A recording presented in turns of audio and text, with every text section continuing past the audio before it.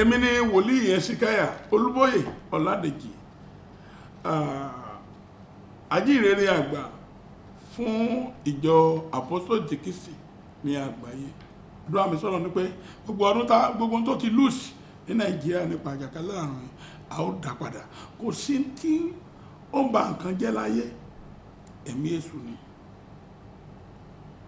Kò sí tí ń da nǹkan rú láyé, ẹ̀mí èṣù ni. Ọlọ́run kì í ṣe nǹkan ẹ̀ kó bàjẹ́. Ó pọ́sibù kó wá lo àwọn kan, ó lè gbọ́dọ̀ àwọn kan wá, ó lè torí ìjì, ó lè torí ìwà àwọn kan, ìṣe àwọn kan, ìgbé ayé tí àwọn kan gbé, ìbínú Ọlọ́run sí àwọn kan, a wá fa èṣù wọlé. Torí tọ́lọ́run bá fẹ́ bínú, irinṣẹ́ èṣù náà ni ó lò, kò ní lóra ẹ̀.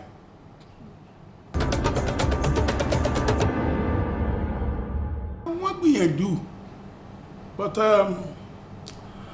tó bá jẹ́ pé ìmúrasílẹ̀ nípa ètò ìlera ó rúgọ́gọ́ tó lágbára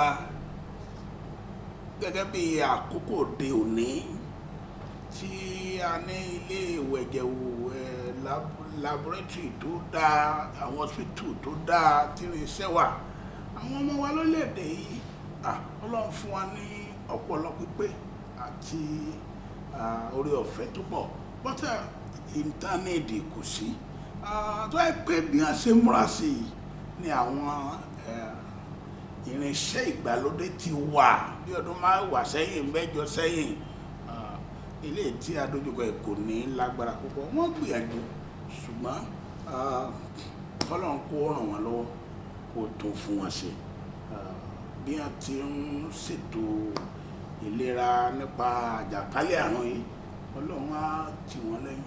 Ṣùgbọ́n n ta nídìí gangan ó ní pé ká má dẹwọ́ ilé ìwòsàn tó péye lórílẹ̀-èdè yìí. A ò ní ilé ìwòsàn tó tó. Local government gbogbo orílẹ̀-èdè yìí, ó yẹ kí local government kọ̀ọ̀kan kó ní at least a strong hospital tó yẹ pé nítorí the state fi ń lọ ọ̀dọ̀ aládàáni, gbogbo tó aládàáni yẹn ní kó yẹ kó kí ti local government kó jù bẹ́ẹ̀. Àwọn kan wọ̀nyí ló fìyà jẹ ọ̀pọ̀lọpọ̀ àwọn ènìyàn púpọ̀. Ètò ìlera orílẹ̀-èdè wa yìí kò tó. Nǹkan tó yẹ kí wọ́n fi ṣe ètò ìlera náà fẹ́ ná. Pẹ̀tẹ́ a gbàgbọ́ pé Ọlọ́run fúnra rẹ̀ tó fi àyè gba ìdánwò yìí yóò la Nàìjíríà kọjá. Ìsọ̀kè bá ṣe gbégbèsè, pẹ̀tẹ́ èmi fojú wò pé bí èṣù bá dojúkọ ayé, Ọlọ́run ló lè dojúkọ, kì í ṣèṣù.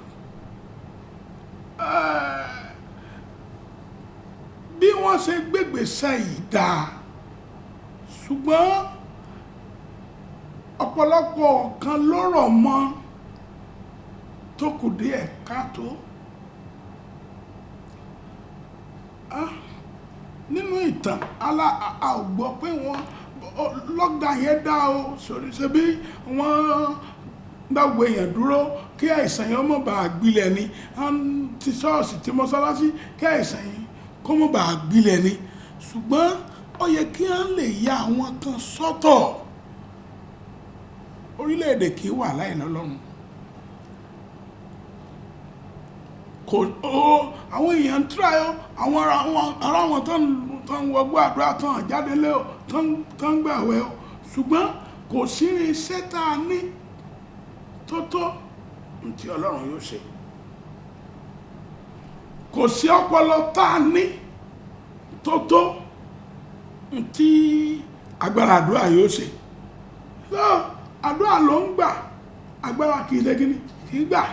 So ìgbésẹ̀ tán gbé láti tilé ìsìn ó dáa púpọ̀, but tó bá yẹ pé ó yẹ kán lè fi àwọn nǹkan kan yí àwọn nǹkan kan sílẹ̀ ẹ pé wọ́n tiẹ̀ lè mọ̀ pàdé bẹ́ẹ̀ ni bóyá kọ́gbà ẹ̀yin oní ẹ̀yin aṣáájú àwọn àgbààgbà ìjọ ẹ̀yin ṣọ́ọ̀ṣì o bóyá àwọn èèyàn bíi mọ́kànlélógún kan bíi 21 bí kan o bíi ogójì kan o ẹ máa bá ní képe ọlọ́run o ẹ máa bá ní képe ọlọ́run o ẹ máa bá ní képe ọlọ́run o àwọn bá ní képe ọlọ́run má ti ẹ̀rọ ìjọba orílẹ̀-èdè Nàìjíríà àti ìjọba ìpínlẹ̀ àwọn ìpínlẹ̀ kọ̀ọ̀kan àwọn local government kàn fi ààyè ọlọ́run sílẹ̀ nínú ìjọba wọn, kàn rí pé ààyè ọlọ́run wà nínú ìjọba wọn, ààyè ọlọ́run ó wà, kí ààyè ọlọ́run yìí kì í dẹ́ ṣe torí pé wọ́n fún ọ lọ́wọ́ tàbí wọ́n dojúkọ tí wọ́n fẹ́ tàbí wọ́n fẹ́ tọ́jú bọ̀ nǹkan wọn, kàn mọ̀ pé tí ọlọ́run ní kàn jẹ́ kí dìpátímẹ́ǹtì ọlọ́run kó wà lọ́tọ̀, kàn máa gbóhùn ọlọ́run, kàn nídìí kàn máa gbóhùn ọlọ́run fúnra rẹ̀ kàn máa gbọ́, kàn wá àwọn ènìyàn tán jẹ́ ènìyàn àwọn ènìyàn ọlọ́run bẹ lórílẹ̀-èdè Nàìjíríà tó bá dẹ̀ tẹ̀lé láti máa gbóhùn ọlọ́run, Nàìjíríà yìí máa yí padà. bí ọba tiẹ̀ tẹ̀síwájú tó bá dẹ̀ fẹ́ káńsù ẹ̀ wọ́n lè fòfin dè é kan fún ọ ní ìpele ṣùgbọ́n pé ẹ̀yin chọ́ọ̀chì o báyìí ní kẹ́ ṣe o, ẹ̀yin mọ́sálásí o báyìí ní kẹ́ ṣe o, ẹ̀yin ilé ẹjọ́ ilé agbá báyìí ní kẹ́ ṣe o, ṣùgbọ́n kankan dédé lọ́ọ̀kì ìlú orílẹ̀-èdè dáhùn bí ìgbà pé lockdown tó ṣe kọjá yìí ó dá ọ̀pọ̀ tẹ̀ kí kò mú ayọ̀ wá. ẹ ń bá jáde síta yóò mọ̀ pé àwọn ẹni tí àìsàn àjàkálẹ̀ àrùn gan ò mú ọ̀pọ̀ wọn ló kú, gbọ́ àwọn tí wọ́n ń tògì kan tó jẹun, àwọn tí ń náwó ojúmọ́ kan tó jẹun tí ò láàyè jáde, ọ̀pọ̀lọpọ̀ ẹ̀mí ṣòfò tí kò lè hàn síjọba. lockdown tán ṣe yẹn sóyẹ ó níbi ó ṣiṣẹ́ mọ́ o ó níbi tó ṣiṣẹ́ mọ́ lockdown yẹn ó níbi tó ṣiṣẹ́ mọ́ ó níbi tó wúlò mọ́ mi ò ní tàn wá lockdown yẹn níbi tó ṣiṣẹ́ mọ́ pọ́tẹ́ pé kankande gbélé ìṣètì gbé kíní kan tì ó dáa tí wọ́n bá fòfin sí náà tó bá fẹ́ sí lockdown báyìí wọ́n tiẹ̀ kó má dàbí ti ìgbà àkọ́kọ́ yẹn kí wọ́n sí kán wá fi òfin sí pé láì tí open oníkálukú tó lóye tí ń ronú pé bàbá sílé ìjọsìn báyìí o kí la máa need, yes a máa kó àwọn dókítà wa tọ́jọ́ ọmọ ìjọ wa, àwọn nọ́ọ̀sì tọ́jọ́ ọmọ ìjọ wa, gbogbo tí wọ́n nídìí tọ́ni a máa fi bọ́ mú ẹ tọ́ni a máa fi fọwọ́ tọ́ni ká máa fi fọwọ́ tọ́ni ká máa fi símú tọ́ni ká máa lò, yes ìbọ̀wọ́ oríṣiríṣi ẹ̀ lára lání. 2 àwọn tó lọ bá tó bùkún àwọn irinṣẹ́ ìgbàlódé tí wọ́n ṣẹ̀ṣì tán produce lọ́wọ́lọ́wọ́ báyìí, in fact èmi tí wọ́n tán àwọn orílẹ̀-èdè kan tí ń ṣe àwọn ọ̀pọ̀lọpọ̀ irinṣẹ́ ẹ pé wọ́n lè gbé sẹ́nu ọ̀nà tó sì jẹ́ pé ọ̀pọ̀lọpọ̀ ló ti ń fojú sọ́nà bá ṣe rà bó lè jẹ́ pé ó wọ́n, so wọ́n á gbé sẹ́nu ọ̀nà wọ́n lè wọnú ẹ̀ wọ́n screen àwọn èèyàn wọ́n yẹ̀ wọ́n wò, kò ní ìdí pé wọ́n gbé nǹkan kan sórí wọ́n kàn yẹ̀ wọ́n wò bá gbogbo tó ń ṣe wọ́n yóò jáde níbẹ̀, so wọ́n gbanú ẹ̀kan tó wọnú church, yes bẹ́ẹ̀ ni oríṣiríṣi àwọn èèyàn tí ń ronú nípa ẹ̀ tán dẹ̀ ọ́dà fún pé tí lockdown bá ti kú òlẹ́ o àwọn ẹ̀rí ọ̀pọ̀lọpọ̀ àwọn nǹkan tí wọ́n kó wọ Nàìjíríà tí pàápàá àwọn ìjọ Ọlọ́run àwọn tó lórí òkè wọ́n gbé sẹ́nu ọ̀nà wọ́n mọ̀ kọjá nú ẹ̀ wọ́n ti kọjá náà, yes.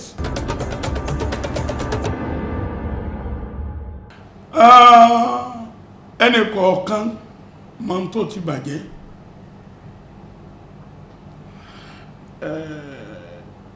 Àìsàn àjàkálẹ̀ àrùn yìí ó ti kọlu ọ̀pọ̀ ìgbéyàwó, ọ̀pọ̀ ẹbí,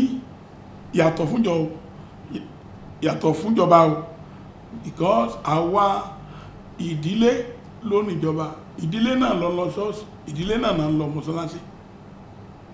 So tó ti mú bá kì í ṣe nǹkan tó èèyàn lè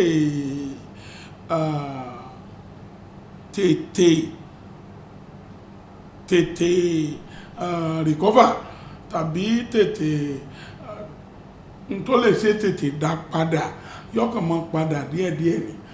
Ó ti gbàṣẹ́ lọ́wọ́ ọ̀pọ̀lọpọ̀, so ó ti sọ ẹlòmíì dáláìníyà, ó sọ ọmọ mi dáláìní bàbá, ó ti sọ ẹlòmíì dáláìlọ́kọ, ó ti pa ọ̀pọ̀lọpọ̀ àwọn èèyàn. So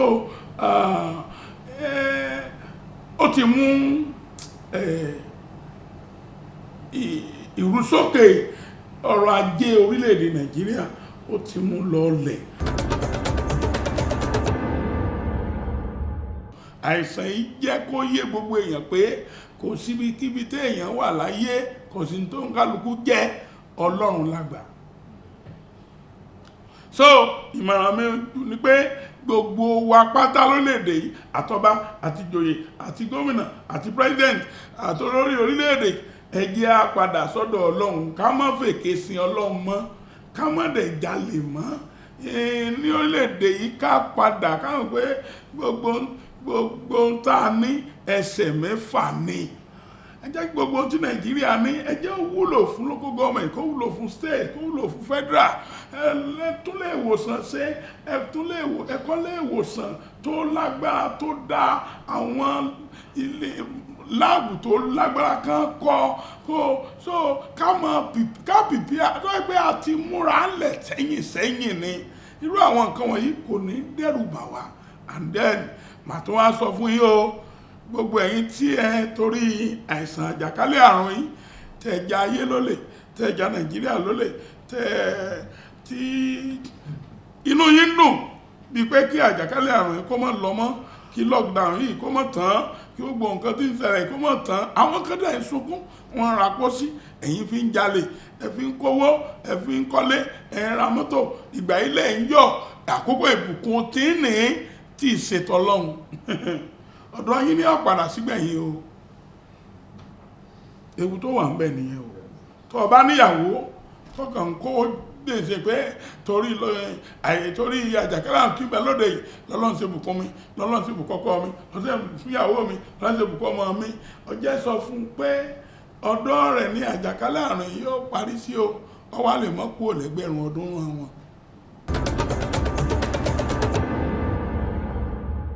Àìsàn àjàkálẹ̀ àrùn yìí, bàbá gbà wọlẹ̀, arúgbó ọjọ́ gbà wọlẹ̀, Ọlọ́run ìjọ gbà wọlẹ̀, Ọlọ́run àpólọ́lá gbà wọlẹ̀. Nàìjíríà gba àtúnṣe, orílẹ̀-èdè gba àtúnṣe. Àwọn tó fẹ́ lò fún àtúnṣe orílẹ̀-èdè yìí, lọ́mọdé lágbà, lọ́kùnrin lóbìnrin, tí wọ́n ti ẹ̀ wà ní ìjọba gan, àkókò tó olùgbé wọn dìde. Ògo ni fọ́lọ́run lókè ọ̀run. Ogun tí ń lọ lọ́wọ́lọ́wọ́ ní àgbáyé, Olúwa gbà wọlẹ̀. Àwọn ọmọ yẹn ojúmọ́jẹ́ ó ti wá bó ti gbọ́ mi yìí, ó ní sọmọ nùnú àìsàn yìí. Ọmọ ò ní kú mọ́ ọ lọ, aya ò ní kú mọ́ ọ lọ, ìyàwó ò ní kú mọ́ ọ lọ, ọkọ rẹ̀ ò ní kú o. Mo wí pé gbogbo ìbànújẹ́ tó yí àjàkálẹ̀ àrùn ipá lóko òní nípìn bẹ́ẹ̀. Ògo ni fọ́lọ́run lókè ọ̀run. Jésù Kristi Olúwa wa.